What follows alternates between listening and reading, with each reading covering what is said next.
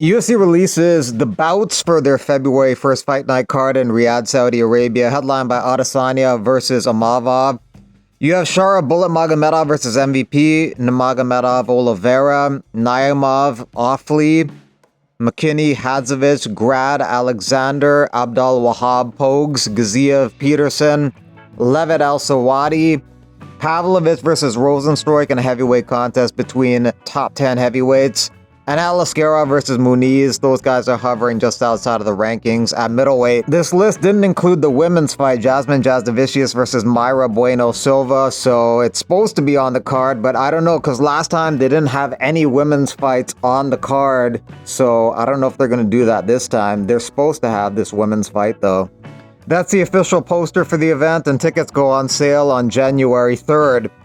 Royval and Kopp headline the March 1st card at the UFC Apex. Royval doesn't think that fight should be at the UFC Apex. Kopp and I is a dope-ass fight. We should make this happen in front of an audience. It's a fair request, one that will be denied, but a fair request. Some fighters don't mind fighting at the Apex, others dislike it a lot and are energized by crowds. Royval's last fight was at the UFC Apex as well, so he's looking to switch back to fighting in front of crowds. There's supposed to be a renovation done at the Apex to increase seating capacity to make it a little more livelier, but mostly to increase revenue for the UFC because they make a lot of money per ticket for those Apex events. Kennedy Freeman recently signed with the UFC, and Drug Free Sport International arrived at her doorstep. Her dad, former UFC heavyweight Ian Freeman, says, well, that didn't take long. Contract signed 1 week ago, anti-doping drug test the next week, but well done to the UFC, keeping it at a level playing field for everyone. When he was fighting, that kind of testing was not being done in the UFC, so he's appreciative of the new measures being taken. His daughter is kind of a heavy-handed hitter like he was, 3 of 6 wins by KO. She's 6-0 and will be competing in the UFC bantamweight division. Most tested athletes this year in the UFC. Number 1, Kayla Harrison with 13 test sessions. She made her UFC debut coming out of the PFL and fought twice this year. Beat Ketlin Vieira and Holly Holm. Arman Sarukian with 11 tests. He fights for the title next month. Conor McGregor with 11 tests. He hasn't fought since 2021. Jose Aldo and Chito Vera, as well as Umar Sy, all had 10 test sessions. Sy takes on Alonzo Menafield March 22nd in London. Bruno Silva at 185 got tested 9 times. Merab got tested 9 times. He fights next month defending his title against Umar. And Ian Gary got tested 8 times. Travis Brown is still in the testing pool. He got tested 2 times. Travis Brown hasn't fought in the UFC in over 7.5 years. He hasn't fought in MMA in over 7.5 years. It is a little odd. He's never coming back. But guys who are coming back, like Masvidal, Diaz, and maybe Cerrone, who's talked about coming back, they're not in the testing pool. Paul Felder still in the testing pool in case he wants to come back. He's flirted with that idea here and there, but he seems content and doing well in the commentating role for the UFC. Robbie Lawler retired last year, but he's still in the testing pool. He was tested twice this year. He hasn't expressed any interest in coming back, although Mike Perry's trying to woo him into fighting him in BKFC. Bogdan Grad makes his UFC debut on this card. He said he gets his nickname The Unleashed from a doctor 7 years back on their team who said he's such a kind human being in life but such a killer in the cage. It feels like you're getting unleashed in there. He lost in the Contender Series last year, then won 2 fights to get back on the Contender Series, won that fight, and now he makes his debut February 1.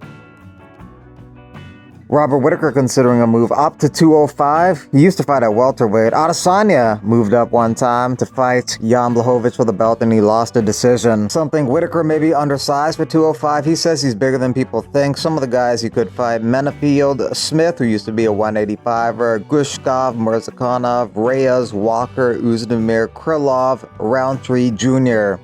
Former UFC light heavyweight champion Jan Blachowicz training to fight Carlos Ulberg on March 22nd at the O2 in London. Blachowicz returns to the Octagon after that split decision loss to Alex Pereira in July of last year.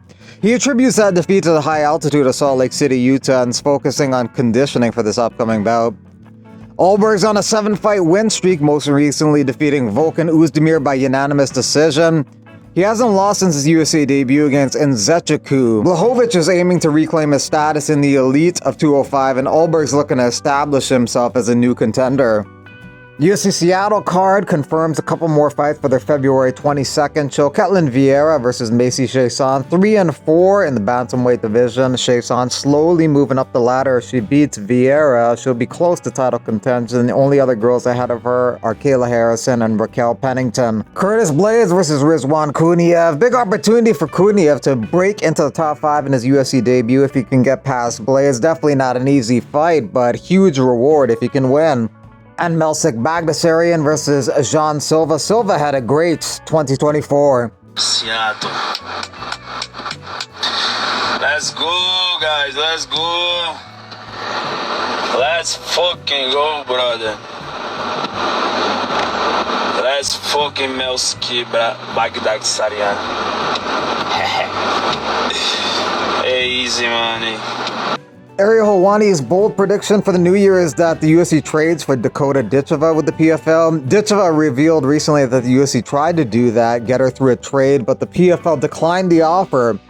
UFC highly values her. If they're willing to do that, she has potential to boost their presence in the UK and possibly become a champ in the flyweight division. But the PFL would demand a lot in return because Ditcheva is valuable to their organization. The UFC only did one trade like this in the past, Demetrius Johnson for Ben Askren with 1 championship. Askren ended up with a record of 1-2 in the UFC, but ended up being part of UFC history as the fastest knockout in UFC history, 5 seconds, and ended up boosting the star power of Jorge Masvidal. Gervonta Davis says his fight is canceled. He didn't elaborate as to why. He was supposed to take on Lamont Roche March 1st at the Barclays Center. One Championship set to add a weekly event, potentially airing on Sunday mornings and aligning with United States primetime. They added a women's atomweight fight to their card on February 20th in Qatar, 171. Dana White talked about possibly adding this division in the future after Julieta Martinez won on the Contender Series, but he didn't give her a contract. He said she was too small and too young, more of a 105er than a 115er. This card on Saturday has a lot of current and former UFC fighters on it, like Sean Brady, Andre Petrosky, as well as Pat Sabatini, Romanov, and Frank Mir's daughter Bella Mir is also on the card. Muhammad Adu, who fought on the Contender Series this season, will be fighting on January 24th in Toronto at Unified MMA 60. Former UFC fighter Shane Young, a referee in New Zealand. He lost 4 in a row and got cut by the UFC. He had a tough UFC debut, taking on Volkanovski. He had problems making weight. He missed weight for his first fight and his last fight. Brian Ortega teaching Raul Rosas Jr. what a jukebox is. Oh, you find songs on it like that? Like you do on Spotify? Yeah? It's an old school Spotify machine. Okay. 18 plays for $5. Yeah.